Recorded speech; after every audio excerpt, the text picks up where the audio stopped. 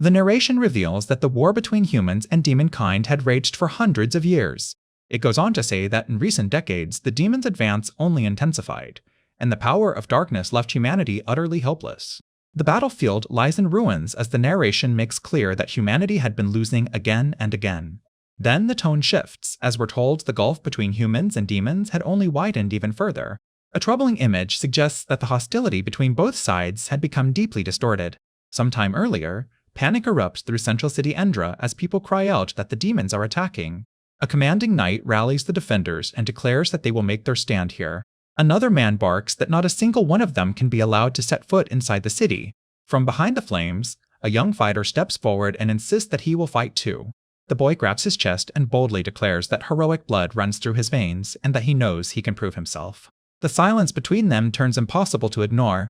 The atmosphere crackles as neither of them dares to speak. The scene remains trapped in an uneasy stillness. The exchange leaves both of them quietly shaken. The moment hangs with no easy escape. The scene stretches beneath a haze of quiet tension. The weight of the moment refuses to lift. The tense pause drags on without changing the core event. The silence between them turns impossible to ignore. The atmosphere crackles as nothing is said. The boy all of a sudden spins around and cries out for Mira in alarm. He sprints through the stone passage as someone spots him and realizes he is the same kid from earlier. Reaching the battlefield, he sees the group ahead and urgently calls out to Mira and the others. One fighter braces himself and warns everyone not to underestimate those enemies. A thunderous slash rips through the area and drives the pressure of the battle even higher. A group of enemy women emerges through a dark aura, and one of them coldly asks if that is really all they have. The soldiers panic as they realize that unless they can strip away that dark aura, they stand no chance, and one anxiously asks whether the enemies have any weak point at all. Stunned, the boy realizes their side should vastly outnumber the enemy and cannot understand why they are being pushed back. He all of a sudden hears a strange sound nearby and goes rigid as the noise makes him turn in alarm. Another fighter looks battered and strained as the aftermath of the attack closes in around him. A horned demon woman appears and mocks the hideous scream, coldly asking why the victim cannot cry out more clearly as she is revealed to be the 5th demon general, Geishrai of the Lingering Screams. Hidden behind broken stone, the terrified man wonders whether his situation is good luck or bad luck, then realizes that because he stayed behind while the others fled, all that bad luck has found him. Shaking and in tears, he can only beg for help. The demon laughs at his scream, calls it amusing, and then turns her attention toward Jade.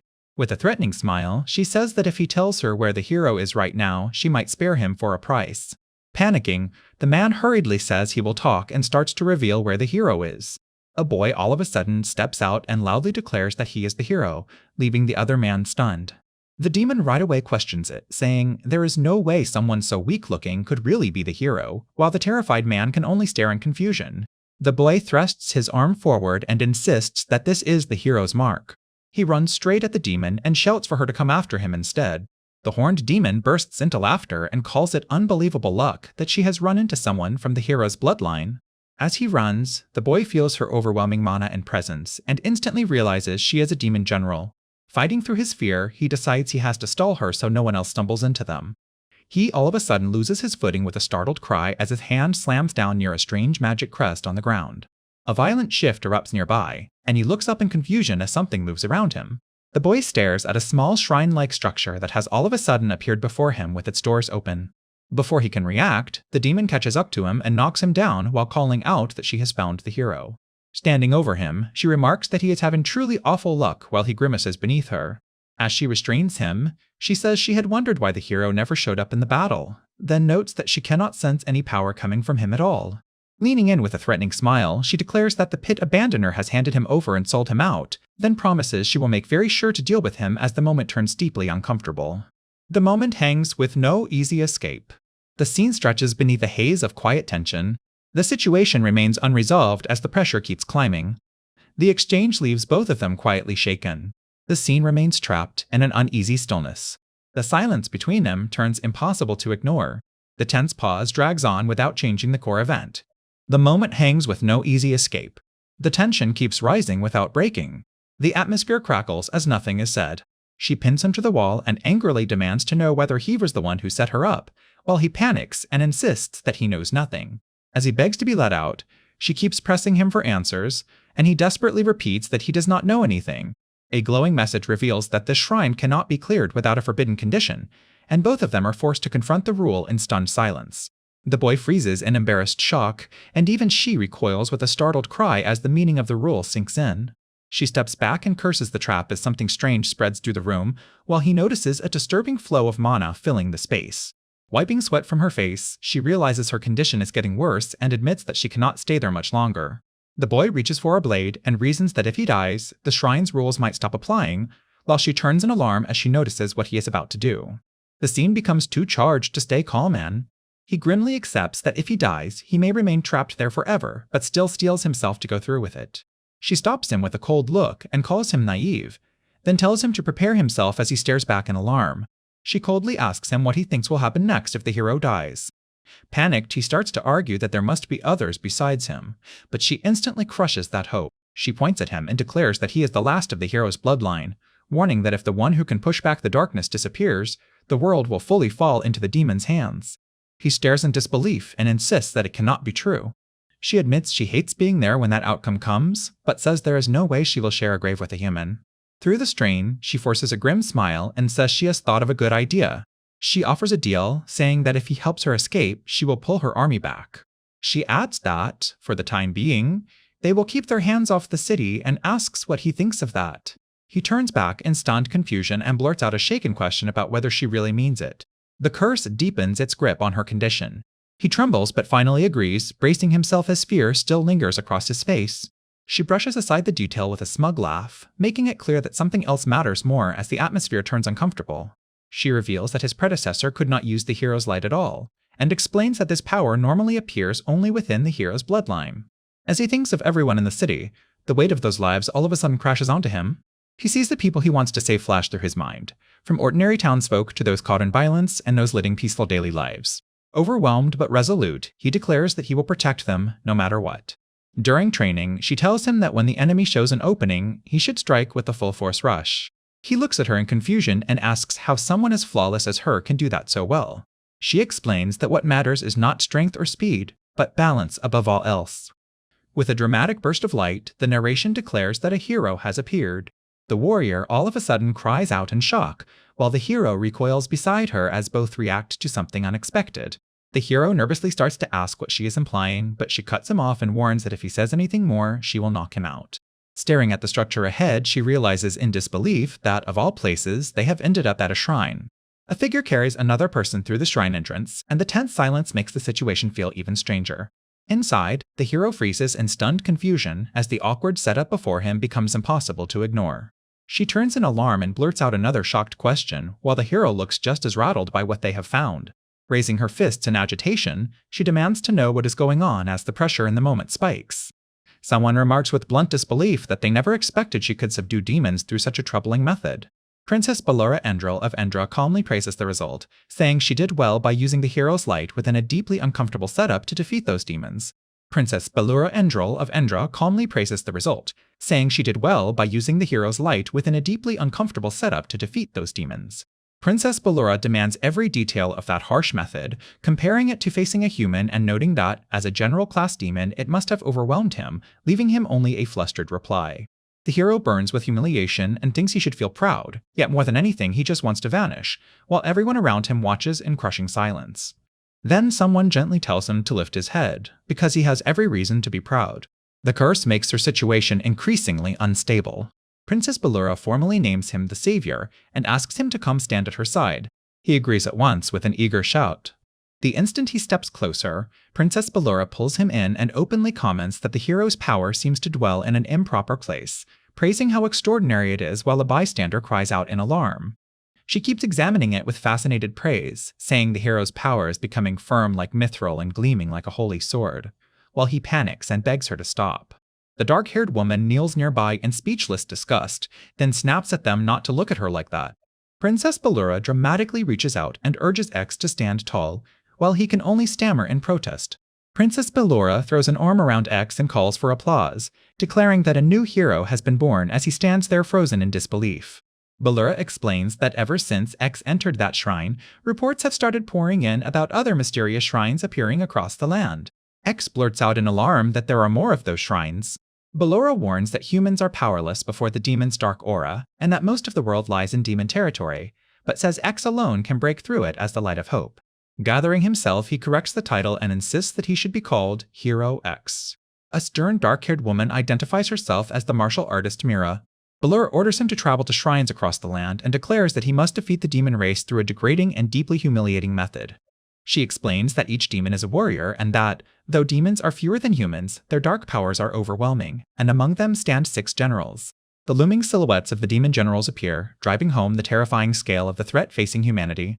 Balura states that if those generals can be defeated, then humanity can truly claim victory. Mira stands beside X as the brutal truth is laid out once more, and he is told that humanity's survival rests on a shameful burden placed entirely on him. X stiffens and tells himself that he has to save the world. As they walk outside, that unbearable message still clings to him, with humanity's fate pinned on that deeply humiliating role. Gripping his straps, X admits to himself that when he really thinks about it, the whole thing is completely insane. Flushed with shame, he confesses inwardly that he would be far too embarrassed to ever go back home like this. Looking over a map, they confirm that another shrine has appeared nearby, surprisingly close to the first one, and that a small village should be just ahead. X notices Mira's icy silence and realizes she has kept her distance from him ever since yesterday. Mira marches ahead in obvious irritation, while X nervously wonders what exactly she is so angry about. As Mira fumes in front of him, X falters and anxiously questions whether he can really handle this mission. Then he hardens his resolve, thinking that he failed to do anything before, but this time will be different because this time he will save the world. Under the moonlit sky, night closes in around them as they press on with only the sound of the wind. They finally reach the village, and X feels a brief surge of relief after the exhausting journey. Mira observes that this village also lies in demon territory, while X notes that it used to be much larger. Reaching an inn, they decide it is already too late to investigate further and agree to look around in the morning. The innkeeper apologizes and explains that because no travelers have come in a long time, only a single room is available. Both of them are stunned by the news, and the awkwardness crashes down all at once. X hurriedly says he will sleep outside, but Mira angrily shuts that down and says there is no way she could rest while worrying about him. Before he can argue any further, Mira places the payment down and firmly tells the innkeeper that they will take the room. Mira tells X to stop fussing and get proper rest because they still have work to do tomorrow, leaving him flustered. Inside the room, X offers to sleep on the floor and bids her goodnight, while the tension between them remains impossible to ignore. Mira all of a sudden grabs hold of him and forcefully stops him from keeping his distance. Flushed and irritated, Mira insists that if he sleeps outside he will catch a cold, so he should just get into room already. X lies there overwhelmed, thinking that this only makes it even harder for him to fall asleep. Curled up under the covers, X starts drifting off, despite the tension hanging thick between them. Mira is stunned that he falls asleep almost instantly and angrily thinks he should be at least a little nervous sleeping beside her. As X sleeps, Myra bitterly recalls his past arrogance and thinks he should not get so full of himself over what happened before. In a memory from 4 years earlier, Mira finds X badly roughed up and rushes to ask what happened to him. Another girl explains that someone had been speaking badly about Mira, but after confronting the issue, X ended up being the one who apologized, making Mira snap that this settled nothing at all. Mira glares and guesses that X never even fought back against them. X insists that he always ignored people like that and could have beaten them any time, but chose not to. The effect of the spell pushes her past her limit. Mira tearfully scolds him for acting recklessly on his own when he is supposed to be the hero. Half asleep beside her, X murmurs that he will protect her. Mira goes silent as the words leave her visibly shaken and flustered. While watching his sleeping face, Mira wonders if his expression changed because he still said that without knowing how she feels. Mira stares at him in confusion and checks whether he is actually asleep. The tense closeness turns deeply awkward as Mira calls his name and tells him to stop while the atmosphere grows strained. X jolts awake in shock and calls out to Mira. Seeing her slumped there, X wonders if he had only been dreaming. Once he realizes the uncomfortable moment has passed, X clutches the blanket and thinks with relief that thank goodness nothing happened. X shoots upright in panic, drenched in sweat as he realizes the previous moment had come far too close for comfort. Mira stands over him after washing up and bluntly wonders how he can wake up looking like that. Still flustered, X awkwardly greets Mira and notes that she is up unusually early. Mira calmly explains that she is only up because she already took a bath and tells him he is just oversleeping. X is startled by that, and Mira explains that there is a natural hot spring behind the village and that he should go too since they need to be ready for what comes next. X right away calls it a good idea and rushes off, while Mira tells him to wait there. Left behind, Mira decides to gather some information, but then pauses as something outside catches her attention. Soaking alone in the spring, X grimaces at himself and thinks that dream was awful and that he is the worst. The memory of the dream flashes back as a deeply uncomfortable moment that makes the air feel heavy again. X jolts violently in the water and blurts out in alarm as the memory crashes over him once more. In the spring, X clasps his hands together and desperately tells himself to calm down, get it together, and focus on heroic thoughts. A sudden burst of brilliant light erupts nearby, tearing through the quiet and instantly putting everyone in the area on edge.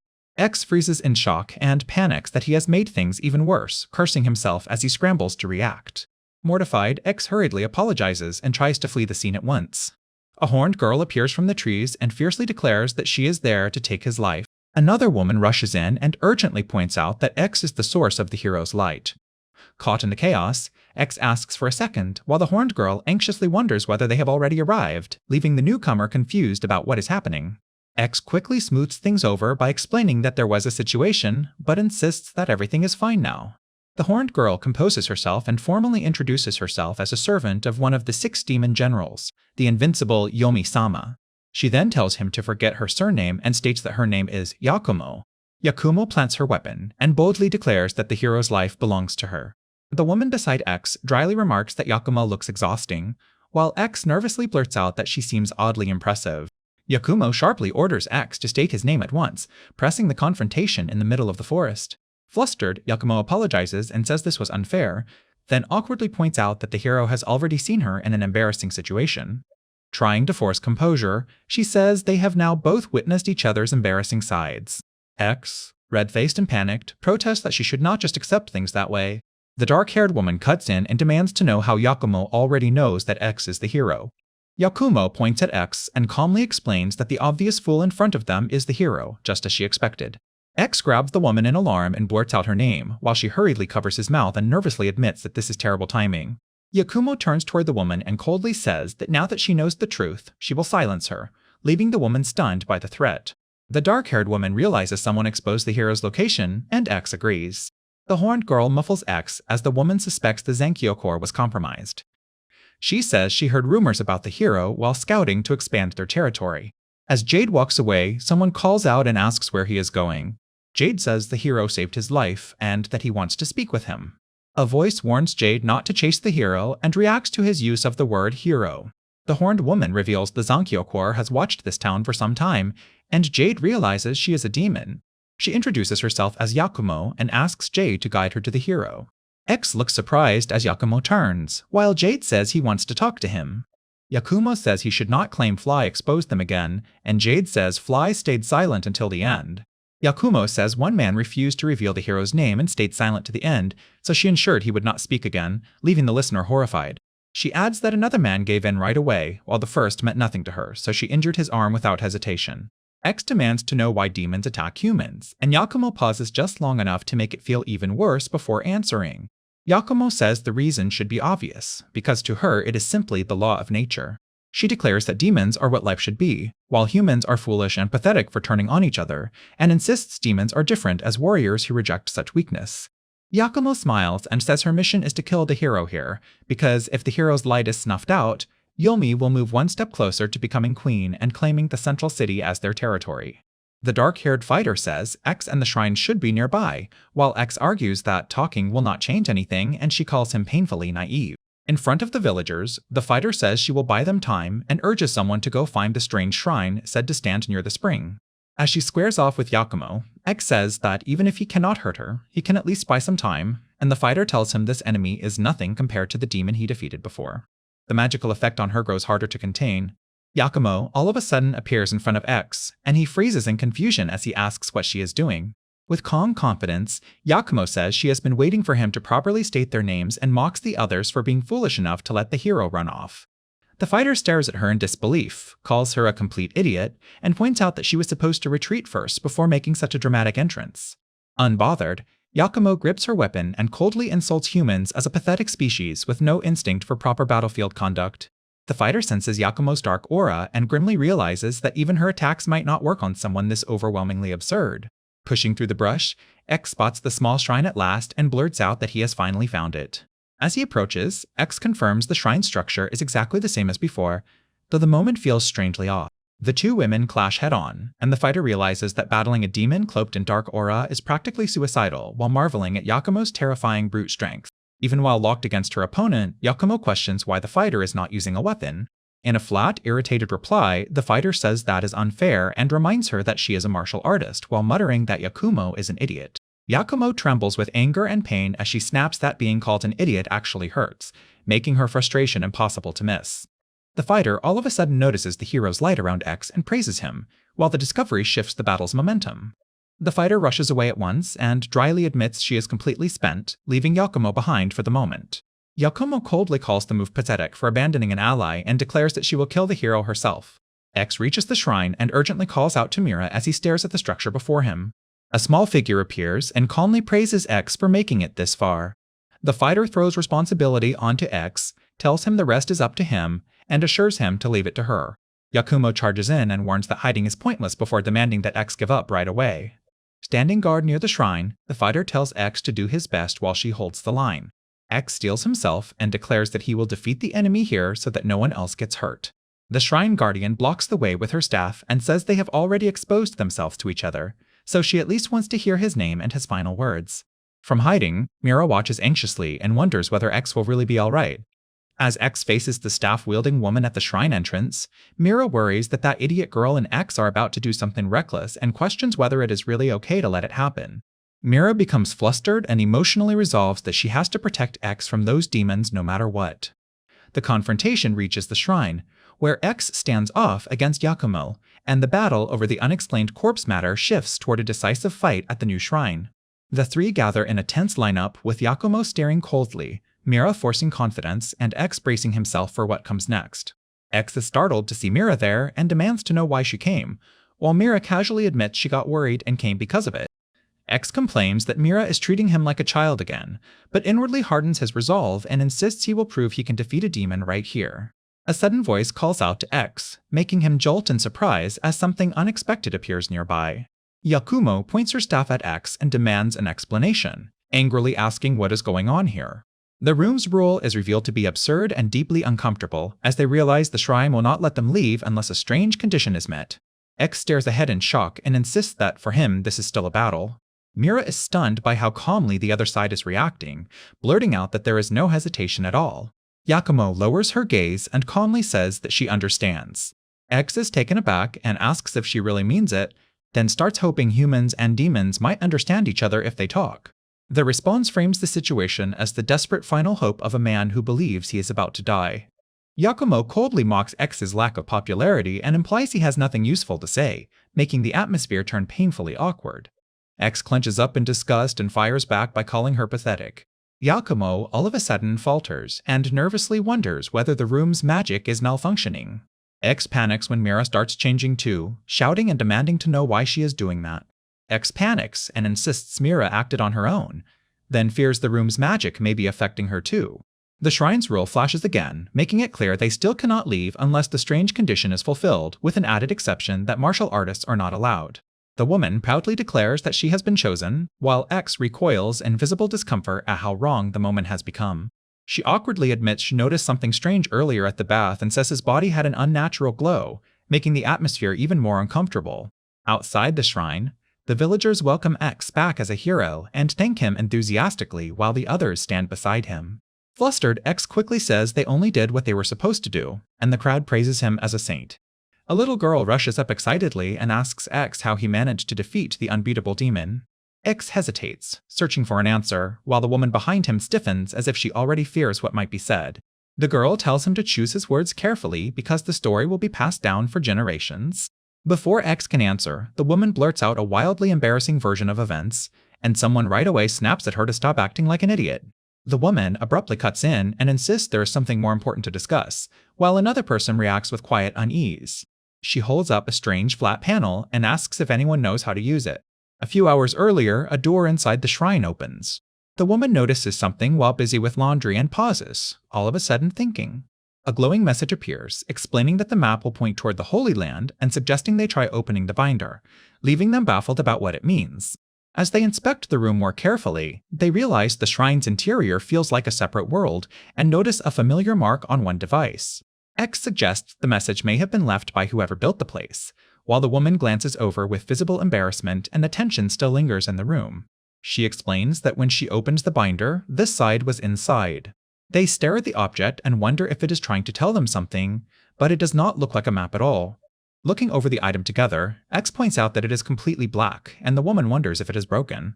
The group studies the strange machine, and while the others admit they have never seen anything like it, the small girl nervously says she cannot help.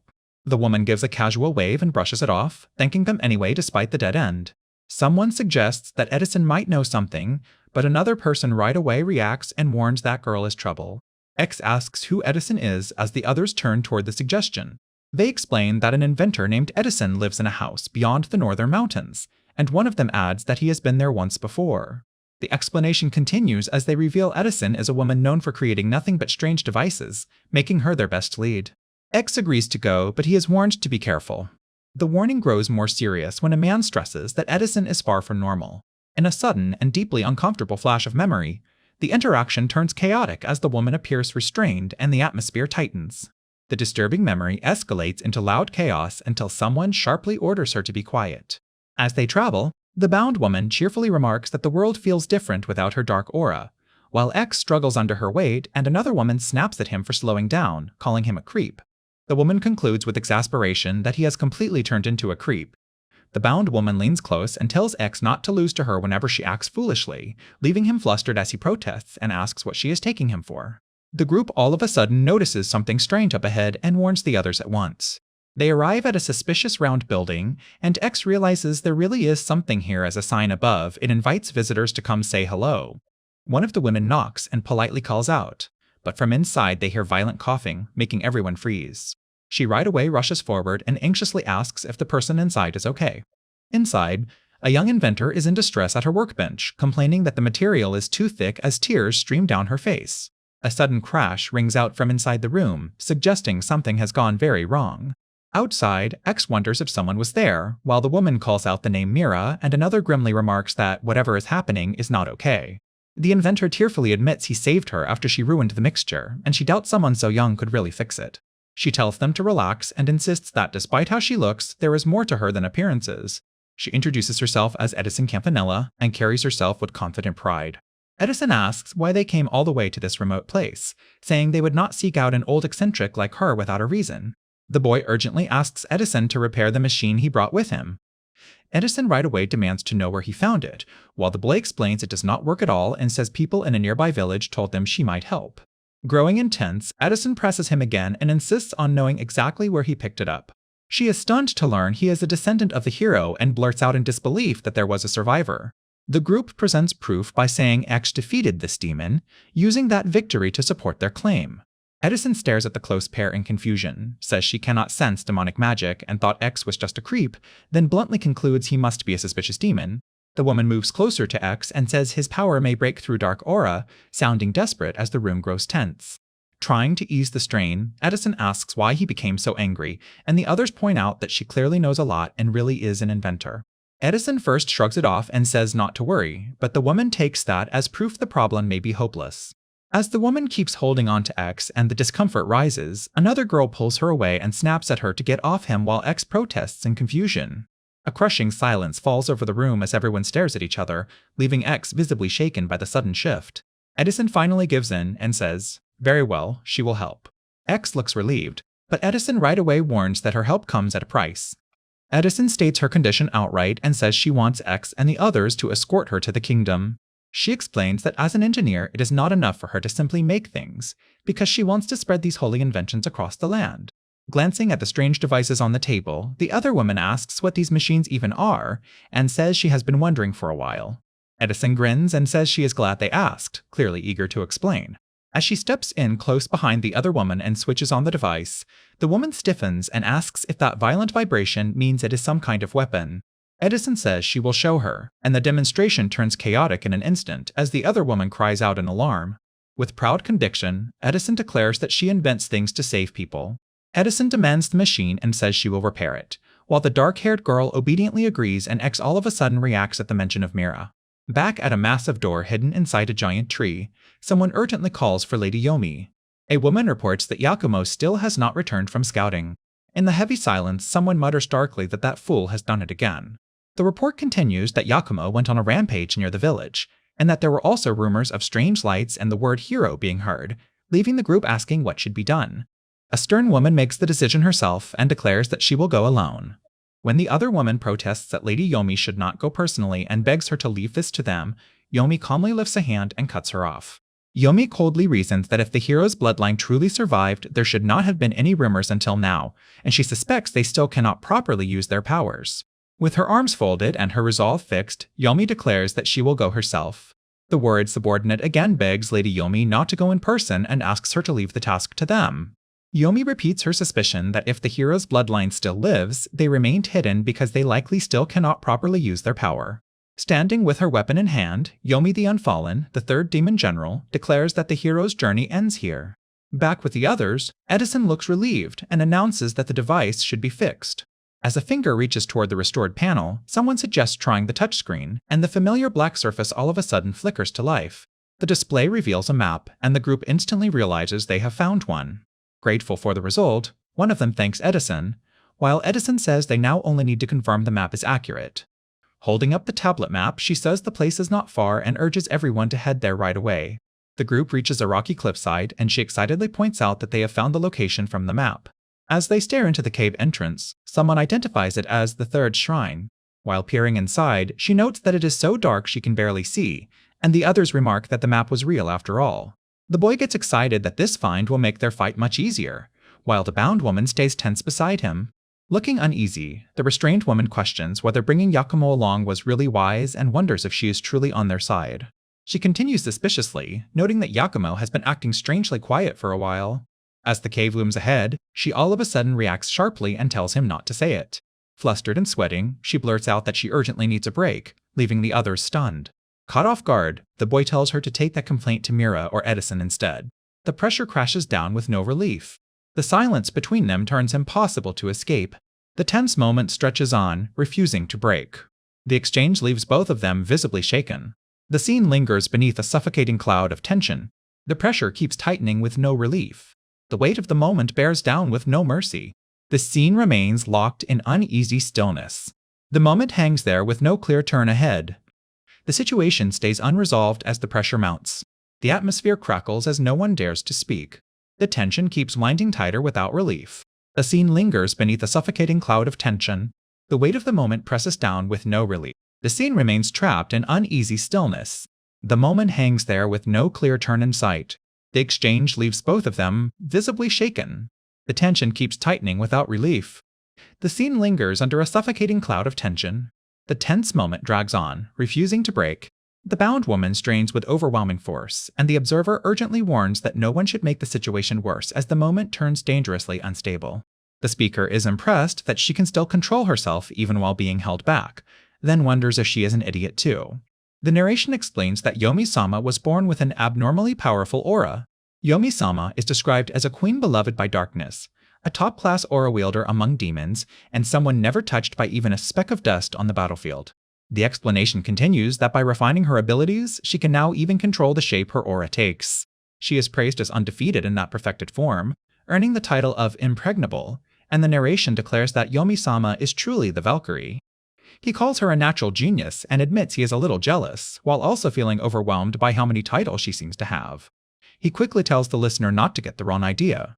Flustered by the praise, she insists it does not make her happy in the slightest, even as her aura betrays her embarrassment. Raising her sword, she declares that she will make them understand the conflict between demons and humans through the power of her aura. The onlookers are stunned as Mira realizes Yomi-sama is compressing her aura. Yomi-sama unleashes that condensed power in a violent sweep, sending force crashing across the battlefield. X lunges in and drags Mira clear of the strike just before it hits her. After the rescue, Mira thanks X with visible relief. The attack carves a massive trench through the ground, leaving everyone staring at the destruction. Shocked by the scale of it, Mira wonders if this is truly the power of a general-class demon. One companion nervously says that is simply how Yomi-sama is, while another calls the display incredible. X tells Mira to leave this to him, stepping forward as he takes hold of the battle. He declares that he will face Yomi-sama himself, boldly calling her the impregnable one as he accepts the challenge. Yomi-sama mocks him as weak and asks whether he should not be the one needing protection instead. Yakumo blurts out to Yomi-sama that this hero is the first man she has ever lost to, exposing her frustration and shock. X stands firm, and the others recognize him as the hero. Yakumo tries to reveal what happened with X, but the moment turns too awkward before she can fully continue. Another fighter abruptly cuts her off with no spoilers and knocks Yakumo away before she can say more. The spell changes her condition in an unexpected way. Seeing X's expression, the braided fighter says that Close Call proved he has a plan and assures Mira there is no need to be afraid, while Mira admits she is still an amateur on the battlefield. Facing Yomi-sama directly, X says there is one thing he wants to ask. X brings up that Yakumo wanted to make him the Demon Lord and asks what the demon's true goal is. Yomi-sama explains that the 6 generals are all candidates to become the next Demon Lord. With a sharp smile, Yomi-sama adds that as long as they possess dark aura, fighting each other is pointless, so they will settle it by seeing who can seize the most territory. X rejects her logic and says humans do not treat battle like a cruel game meant to hurt others, then hesitates as if he cannot believe what he just heard. Yomi-sama calmly says it is fortunate the hero's bloodline still exists because with his head she could become the Demon Lord. X fires back that pain and joy are both proof of being alive, turning her words into a challenge of wills. The two stand face to face in a charged standoff, neither willing to yield. Off to the side, the others watch the confrontation while a strange disturbance seems to ripple through the area. One ally urgently tells the other to hide, but the other protests that there are 2 enemies to deal with. The woman with the mark says Yomi-sama already lost some of her dark aura to X, and she thinks she may have found a weakness they can exploit, adding that they should be safe as long as the boar only charges. The braided fighter confidently says she may not look like much, but she is the capital's best martial artist, and if martial arts can work here, she sees no way she can lose. The boar all of a sudden lets out a loud squeal, snapping everyone's attention toward it. Seeing the animal react, someone calls out to Jean in alarm and demands to know what she is doing.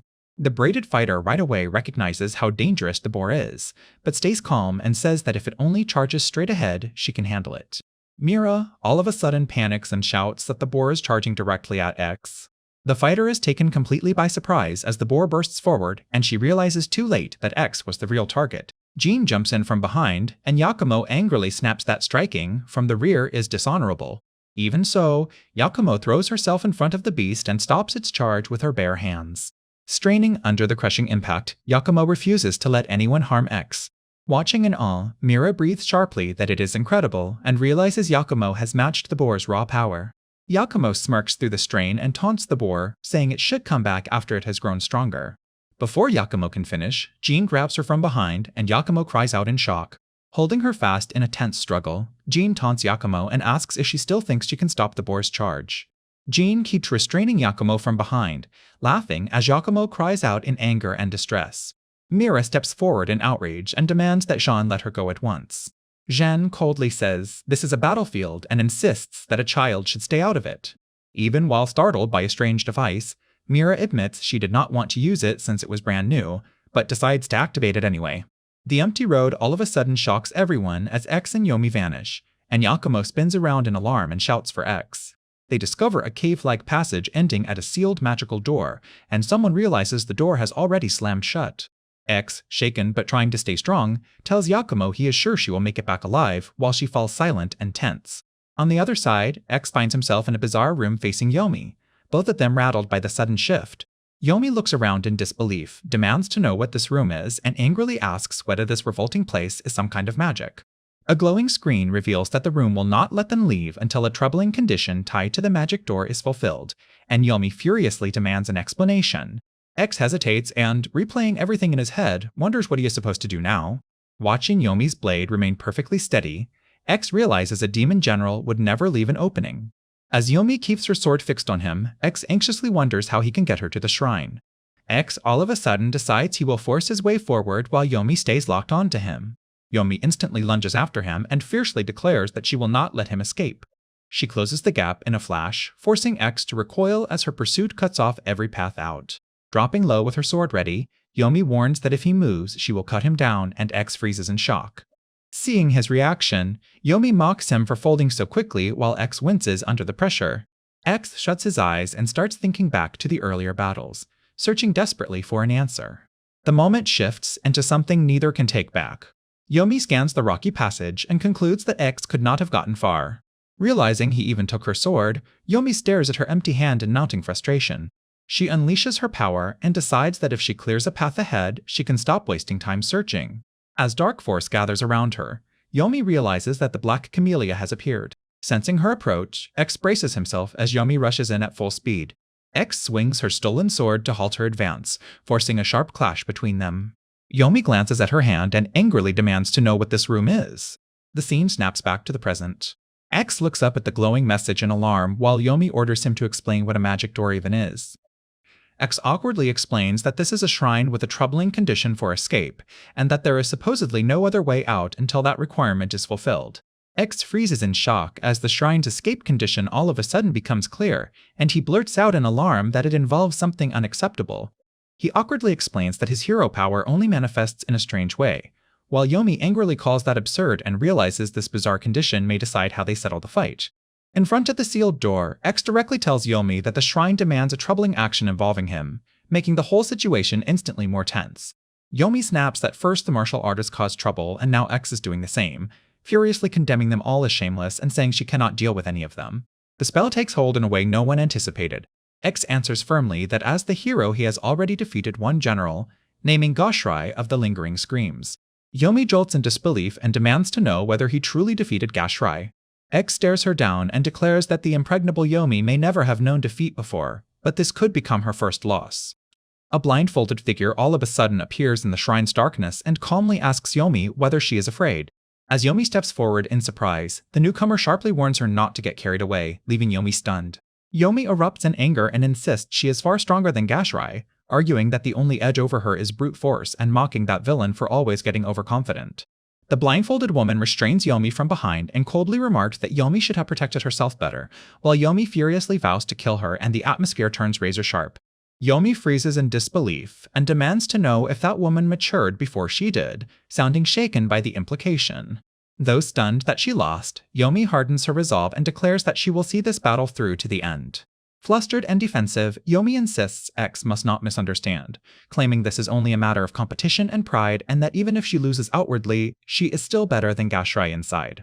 Pointing at X with heated embarrassment, Yomi warns him not to complain later if he cannot handle what comes next, while X nervously agrees and senses the tension rising. Trying to steady herself, Yomi claims she is still impregnable and says she has remained undefeated because of her dark aura, even as her confidence visibly starts to crack. X looks at her with concern and awkwardly asks if she is okay as the mood turns painfully tense. Yomi snaps back that she is perfectly fine and tells X to worry about himself instead, refusing to show even a hint of weakness. As the door opens, X and his companions are met by a stunned figure inside, and a loud cry of confusion shatters the silence. The blindfolded woman stiffly agrees that the match seems over and bluntly states that the loser has already been decided. X and Mira raise their hands in confusion as someone off to the side realizes the two of them won. X notices Mira's uneasy state and calls out to her, sensing that something is wrong. A sign reveals the room's cruel rule, explaining that the door will not open unless a troubling condition is met through magic. X reacts in alarm and blurts out that the door still is not opening. Looking through the strange barrier, X realizes they can see outside while the people outside cannot see in, making the trap feel even crueler. In shock, X repeats the room's condition aloud and realizes they are trapped by a magic door with deeply troubling rules. Mira glares with disgust and condemns the setup as a completely tasteless idea for a room. As the tense silence settles over the room, someone calmly says there is something important to explain.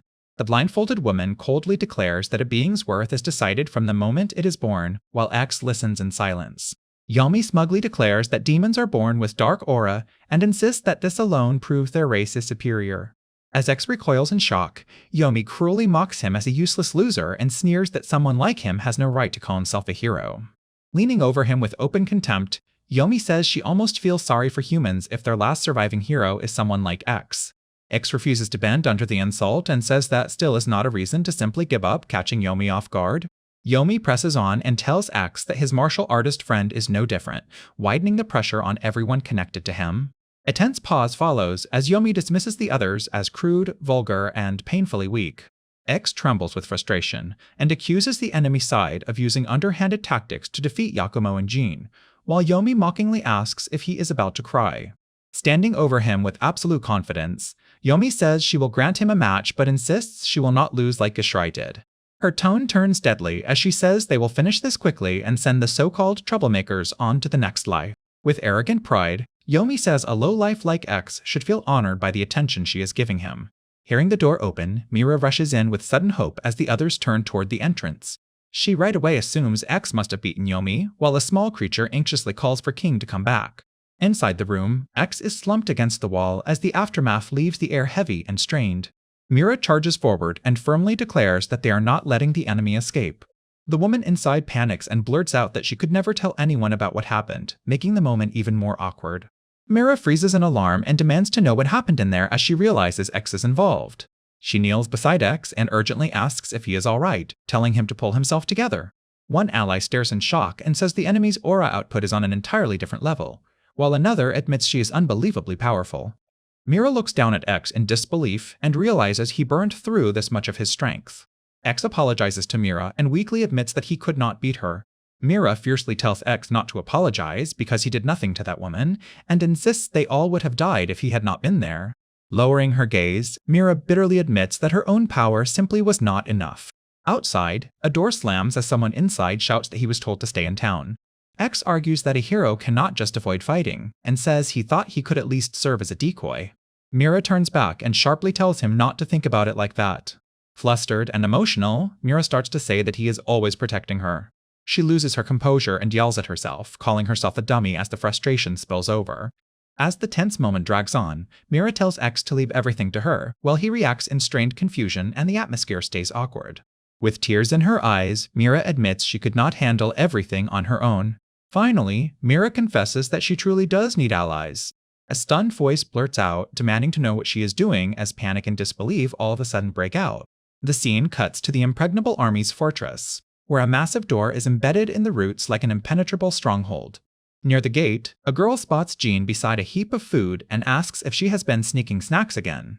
Farther inside, a door marked as Yomi's room bears a blunt warning ordering anyone outside to knock first. Two attendants linger outside, uneasy over how long Yomi has been shut away, until one snaps at the other to stop fidgeting and just say something.